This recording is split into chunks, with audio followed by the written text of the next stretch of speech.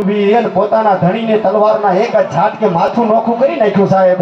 અને જેમ તલવારના ઝાટકે માથું નોખું થયું અને ધણને માથું બેવ નોખા જોઈ ગઈને વાણિયાણ એ પોતાના ધણીને એમ કહેવાય છે કે મૃત્યુને ભેટતા જોયો ને પછી વાણિયાની બાઈ અંતરથી આ નાખ્યો સાહેબ કે હિંદવા શાલિગ્રામ, મને તો મારા ધણીના ભજન ઉપર વિશ્વાસ હતો કે મારો ધણી જેનું ભજન કરે છે ને એ આખી દુનિયાનો ધણી મારો ચૂડી ચાંદલો કાયમ માટે હાંચવી રાખશે. પણ મને નહોતી ખબર કે તારી જાત્રાએ આવતા આટલું દુઃખ પડશે, મને રડાપો આવશે.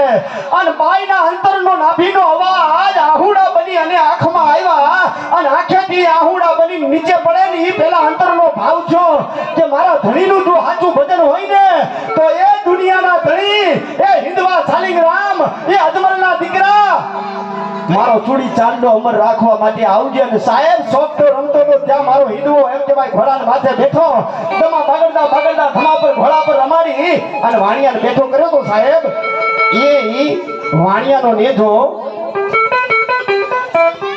પૂર્વ સરપંચ સાહેબ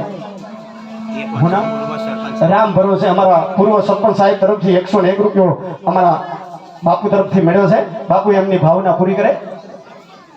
પીપરીથી અમારા રાજુભાઈ આવ્યા છે, એમના તરફથી 101 રૂપિયો મળ્યો છે.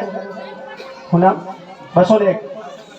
વિક્રમસિંહ બાપુ અમારા ભોજથી પધાર્યા છે, એમના તરફથી 201 રૂપિયો મળે છે. અને હવે અહીંયા જેટલા પણ બેઠા છે